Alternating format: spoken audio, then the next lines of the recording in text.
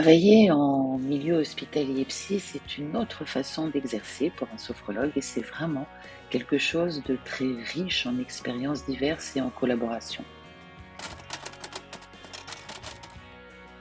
Et j'arrive toujours en avance pour avoir le temps de me poser. Un sophrologue stressé, ça le fait pas bien. Et puis aussi pour échanger avec les collègues, ça fait du bien d'avoir des collègues, ça change du cabinet.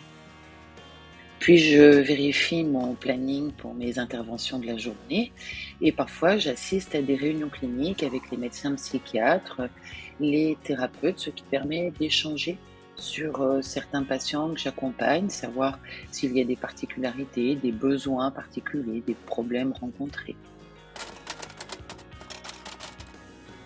Toutes les semaines, je co-anime un atelier de groupe de 3 heures avec une psychologue et avant de démarrer, nous faisons le point sur l'état des patients, le thème et l'objectif de la séance, ce qui me permet de commencer à imaginer ce que je vais proposer en sophrologie. Nous alternons groupe de parole et sophrologie et j'adapte mes propositions en fonction du vécu des patients.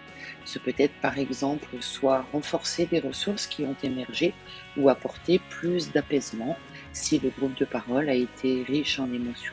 Dans tous les cas, c'est une partie extrêmement riche et très créative pour le sophrologue. Avant mes interventions de l'après-midi, je débriefe avec les thérapeutes qui ont accompagné les patients le matin. Comment ont-ils vécu leur matinée? Quels sont leurs besoins?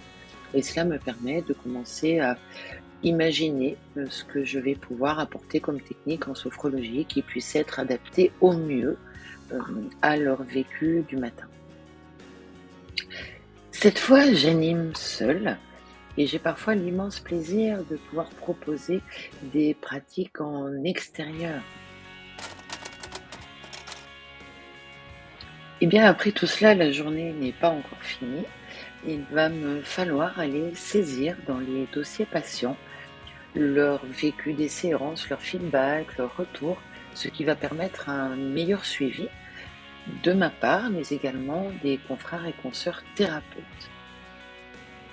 Cette journée s'achève, parfois un peu fatigante, mais souvent riche en émotions, en échanges et en apprentissage. Et voilà, une journée de sophrologue en milieu hospitalier, c'est à peu près ça.